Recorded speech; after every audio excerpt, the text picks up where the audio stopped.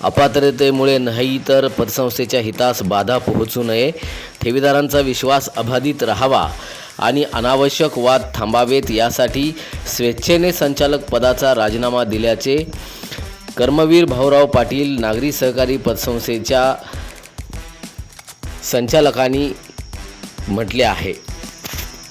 यामध्ये Raosaheb Patil, doctor Ashok Sakale, Vasantrao Navale, doctor S B. Patil, doctor Chetan Patil आणि अमोल रोकडे आदींचा समावेश आहे। जुलै 2025मध्ये चेअरमन आणि व्हाईस चेअरमन यांची नवनियुक्ती झाली असून ते सध्या संस्था सक्षमपणे चालवत आहेत। मात्र काही सभासदांना संचालक मंडळावर काम करण्याची इच्छा असल्यानं त्यांनी काही सामाजिक कार्यकर्त्यांना चुकीची माहिती देऊन संचालक अपात्र असल्याचा कांगावा सुरू केला असल्याचंही त्यांनी म्हटलंय।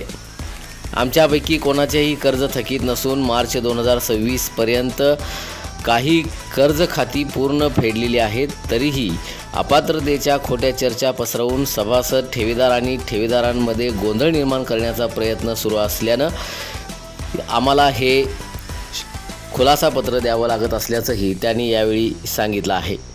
दरम्यान सभासद, ठेवीदार, कर्जदार आणि हितचिंतक यांच्या हिताचाच नेहमी विचार केला असून भविष्यातही तसा विचार केला जाईल आणि संस्थेच्या हितास बाधा येईल अशी परिस्थिती निर्माण झाल्यास पुन्हा संस्थेच्या कार्यभारासाठी जबाबदारी स्वीकारण्यास आम्ही सक्षम आहोत, असंही त्यांनी या खुलासापत्रात म्हटलंय।